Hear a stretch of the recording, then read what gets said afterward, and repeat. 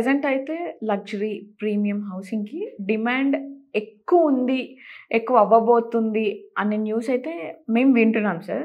So middle class వాళ్ళకి ఎలా ఉండబోతుందో ఆ సిచ్యువేషన్స్? ఎప్పుడైనా కానీ సెగ్మెంట్స్ దేనిది దానిది సపరేట్ ఉంటుంది. ఇప్పుడు హైదరాబాద్లో మీరు కొన్ని ఏరియాస్ తీసుకోండి, అక్కడ ఉండే పీపుల్, ఫర్ ఎగ్జాంపుల్ ఎంతసేపు మనం గచ్చిబౌలి, కోకాపేట్, నార్సింగి మాట్లాడతాం కదా, అక్కడ ఉండే జనాలు ఎలాంటి వాళ్ళు ఉంటారు అంటే వాళ్ళ ఇన్కమ్ ఎలా ఉంటుంది అన్నది చూడాలి ఫస్ట్. అక్కడ ఎవరు ఉంటారు? ఎక్కువ శాతం ఐటీ పీపుల్ ఉంటారు. అంటే వాళ్ళ ఇన్కమ్ కూడా ఆ లెవెల్లో ఉంటుంది కాబట్టి వాళ్ళకి కావాల్సిన కంఫర్ట్స్, లగ్జరీ వాళ్ళు అక్కడ చూసుకుంటారు. సో అక్కడ ఉండే ఏరియా, అక్కడ ఉండే డిమాండ్ అనేది దానికి ఉంటుంది. అట్లని చెప్పి అన్ని చోట్ల అదే రేట్ ఉంటుందా అంటే ఉండదు. సో లగ్జరీ సెగ్మెంట్కి వచ్చేసప్పుడు ఏమవుతుందంటే ఎంత పెడితే అంత దొరుకుతుంది. సో ఎంత పెట్టినా తక్కువనే లగ్జరీలో. సో దాని తగ్గట్టే వాళ్ళు డెవలప్ చేస్తారు, దాని తగ్గట్టే ఎమ్యూనిటీస్, ఫెసిలిటీస్ అనేది ఉంటుంది. కాబట్టి దానికి ఉండే ఆపర్చునిటీ, దానికి ఉండే డిమాండ్ లగ్జరీ దానికి ఎప్పుడు ఉంటుంది. పైసలు సంపాదించే వాళ్ళు రోజు రోజు పెరుగుతున్నారు, ఇన్కమ్ సోర్సెస్ అనేది పెరుగుతున్నాయి కాబట్టి దానికి ఉండే డిమాండ్ దానికి ఉంటుంది. దాని తర్వాత నెక్స్ట్ వచ్చేసి ఏంటంటే మిడిల్ క్లాస్ వాళ్ళు అందరు అఫోర్డబుల్గా ఉండాలి అనుకుంటే ఈ లగ్జరీ సెగ్మెంట్లో దొరకవు.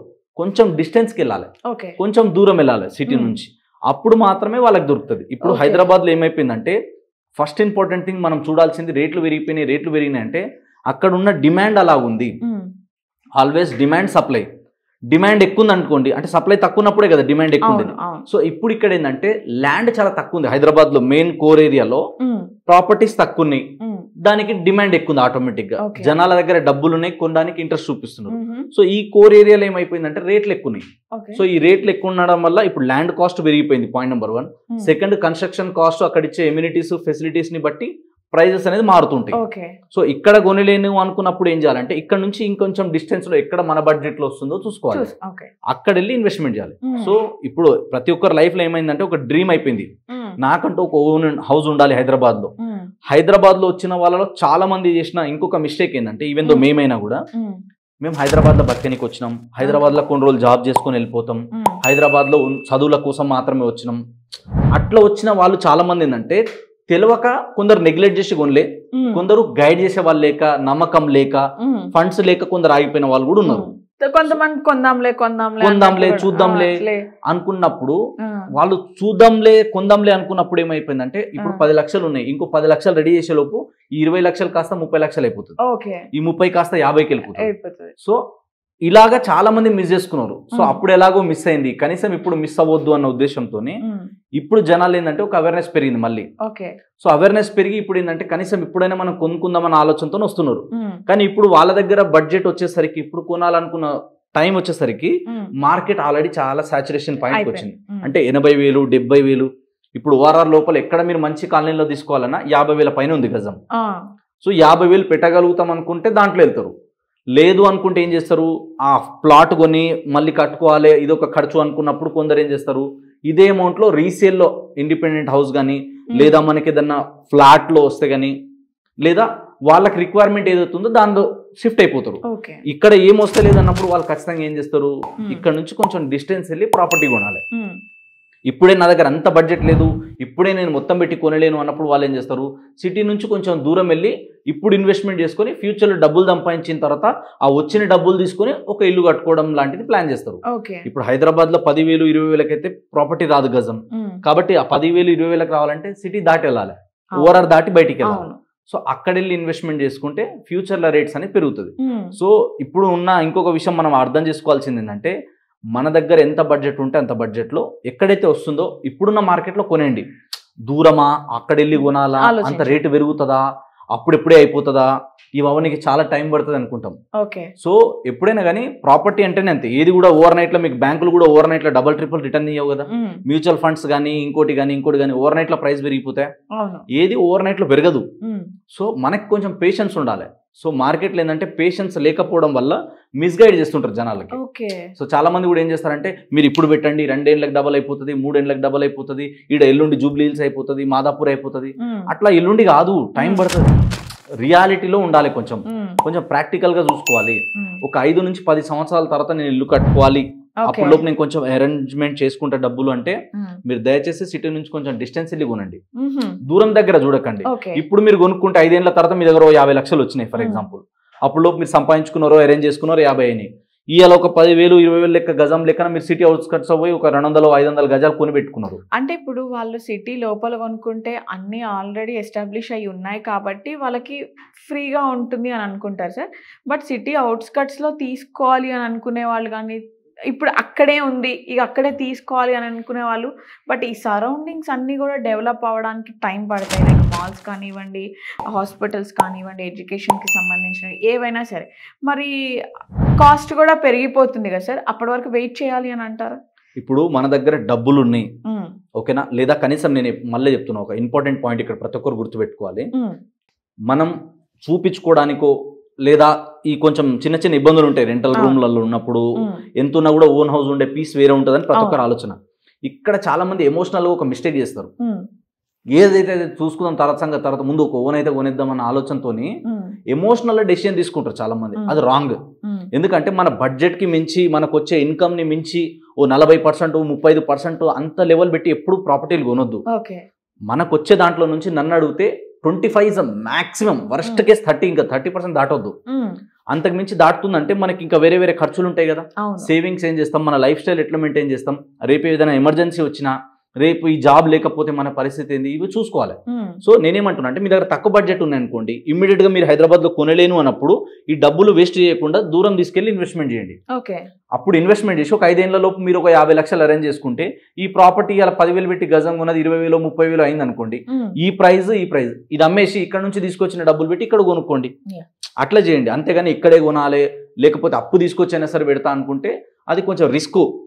అంటే మనకేం ఇబ్బంది లేదు, మంచి ఇన్కమ్ ఉంది, నెలకు 2 లక్షలు 3 లక్షలు ఇన్కమ్ ఉంది, కనీసం 1,00,000 ఇన్కమ్ ఉంది, ఓ 20,000 ఈఎంఐ అంటే పెద్ద మ్యాటర్ కాదు.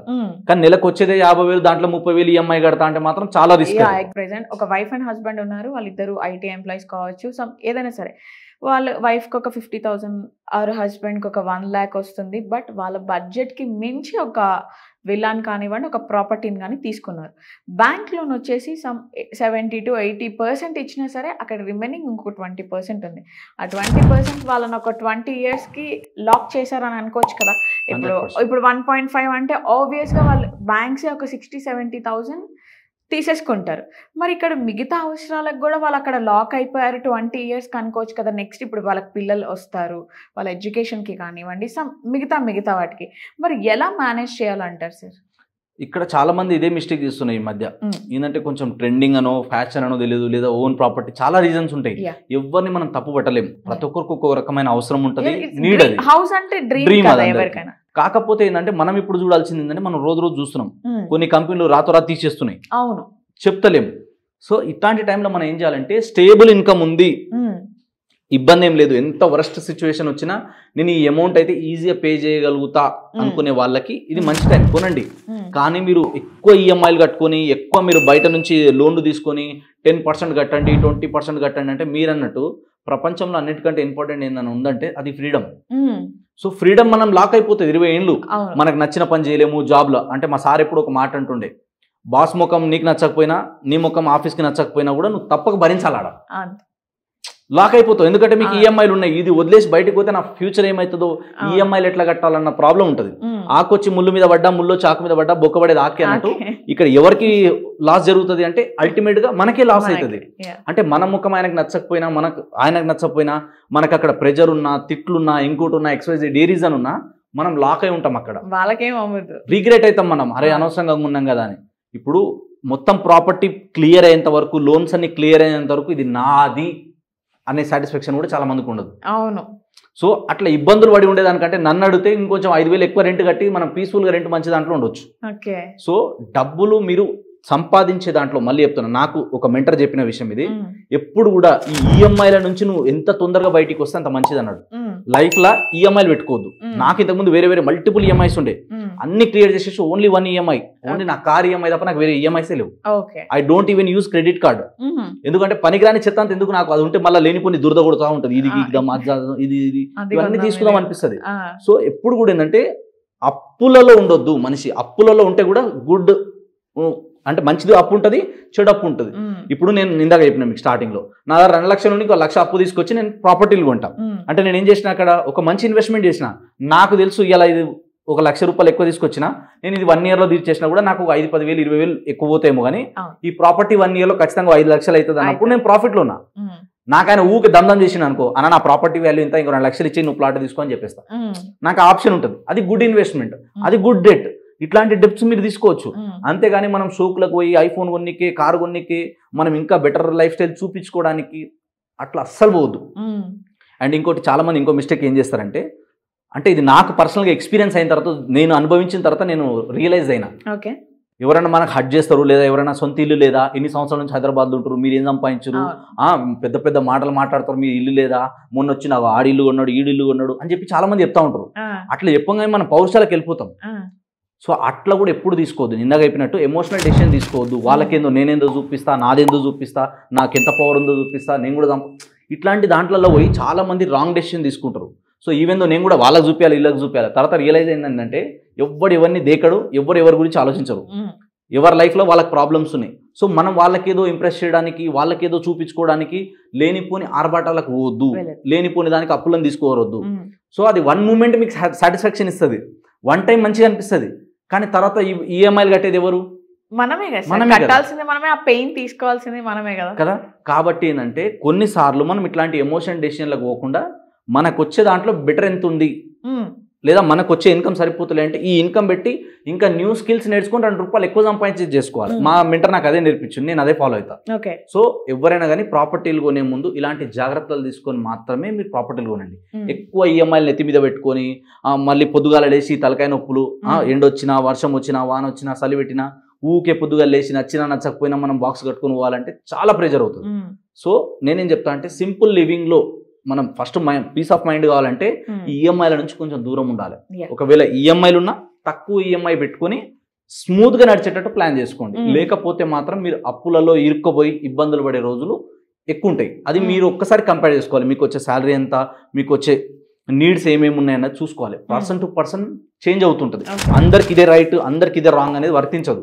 ఎవరికి తగ్గట్టు వాళ్ళకి సిస్టమ్ ఆపర్చునిటీస్ ఉంటాయి, వాళ్ళ ఇన్కమ్ సోర్సెస్ వేరే ఉంటాయి. సో వాళ్ళ తగ్గట్టు వాళ్ళు ప్లాన్ చేసుకోవాలి. ఇది నేను ఇచ్చే పర్సనల్ సజెషన్.